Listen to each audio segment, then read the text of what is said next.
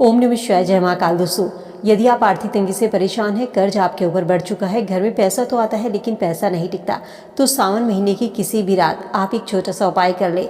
देखते ही देखते आपके घर में पैसा आना शुरू हो जाएगा। धीरे धीरे आपका कर्ज उतरना शुरू हो जाएगा। आर्थिक तंगी से अगर आप परेशान हैं तो आपकी आर्थिक स्थिति भी मजबूत होने लगेगी। दोस्तों, सावन का महीना भगवान शिव की पूजा के लिए सबसे खास माना जाता है। 22 जुलाई से सावन की शुरुआत हो चुकी है, जो कि 19 अगस्त को समाप्त होगी। इस महीने पर सर्वार्थ सिद्धि योग, पूर्णिमा जैसे योग बन रहे हैं।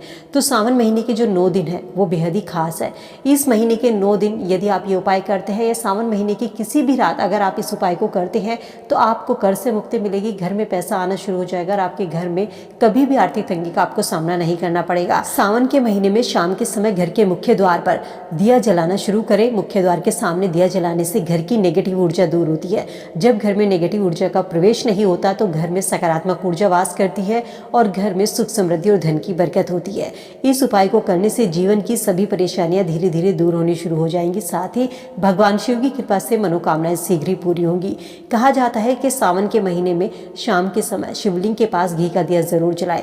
इसके अलावा शिव मंदिर के आसपास भी आप दीपक जला सकते हैं। यदि आप मंदिर नहीं जा सकते, आपके घर में शिवलिंग है, तो वहां पर भी आप दिया जरूर जलाइए। तो चले जानते हैं आर्थिक तंगी को दूर करने के लिए सावन के महीने में कौन से उपाय आप कर सकते हैं और वो 9 दिन कौन से खास होते हैं सावन के। कहा जाता है घर के ईशान कोण में यदि आप दीपक जलाना शुरू कर दे तो ये बेहद ही शुभ माना जाता है। ईशान कोण जो होता है, देवी देवताओं का वास इसमें माना जाता है, जो कि घर की उत्तर पूर्व दिशा होती है। ऐसा करने से भगवान शिव के साथ सभी देवी देवताओं का आशीर्वाद मिलता है। यदि आप रोज दीपक नहीं जला सकते तो सावन महीने के पूरे दिन आप ये दीपक जरूर जलाइए। इसके अलावा सावन महीने का जो सोमवार होता है, एकादशी आती है, शिवरात्रि आती है, महाशिवरात्रि, ये बेहद ही खास मानी जाती है। इन दिनों पर तो उस दिशा में आपको दिया जरूर जलाना चाहिए। इसके अलावा तुलसी के पास यदि आपके घर में तुलसी का पौधा है तो सावन महीने में शाम के समय तुलसी के पौधे के पास घी का दिया जलाना शुरू कर दीजिए। दीपक का जो मुख है वो आपको पूर्व दिशा की ओर करना है। ऐसा करने से आपके जीवन में सुख समृद्धि बनी रहेगी। शिव पुराण के अनुसार घर की इन जगहों पर दिया लगाने से घर में सुख समृद्धि का वास होता है, आर्थिक स्थिति मजबूत होती है। तो दोस्तों, सावन महीने में तुलसी के पास में घर के मुख्य द्वार पर और ईशान कोण में दिया जरूर जलाए। सावन का महीना भगवान शिव का बेहद प्रिय महीना होता है। शिव पुराण के अनुसार सावन महीने में तांबे के लोटे में गंगा जल और काले तिल डालकर यदि भगवान शिव को अर्पित किए जाए तो ऐसा करने से जातक की सभी इच्छाएं पूरी होती हैं।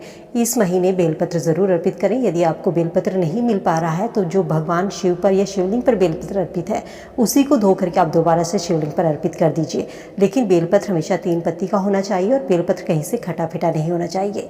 इसके बाद शिवलिंग पर घी का दिया जरूर जलाएं। धूप पुष्प दिखाकर ओम नमः शिवाय मंत्र का जाप करते हुए पतली पतली धार बनाकर शिवलिंग पर जल अर्पित करें।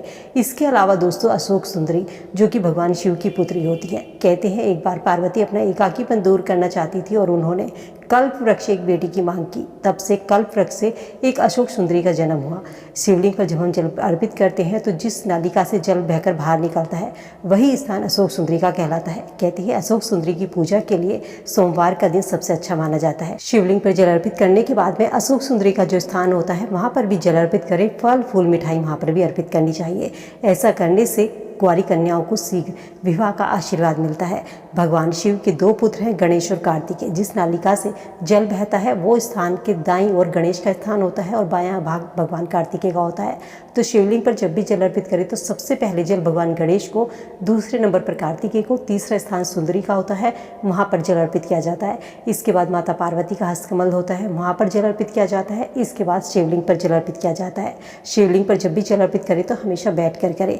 सावन सोमवार व्रत रखने से, श्रद्धा भाव के साथ शिवलिंग का जल अभिषेक करने से मनचाहे वर की प्राप्ति होती है। कहते हैं सावन के सोमवार जल में काले तिल मिलाकर शिवलिंग का अभिषेक करने से व्यक्ति को सभी कष्टों से मुक्ति मिलती है। धीरे धीरे कर्ज उतरना शुरू हो जाता है। साथ ही आपका कहीं अगर पैसा फंसा हुआ है तो वो भी आपका मिलने लगता है। कर्ज से जुड़ी समस्या, आर्थिक समस्या से परेशान, धन से परेशान है, पैसा आपके घर में नहीं रुकता तो आपके घर में धन की आवक बढ़ने लगती है, कर्ज उतरने लगता है, धन लाभ आपको होने लगते हैं, आपकी आर्थिक स्थिति मजबूत होती है। सावन महीने की किसी भी रात शिवलिंग के पास घी का दिया जरूर जलाएं।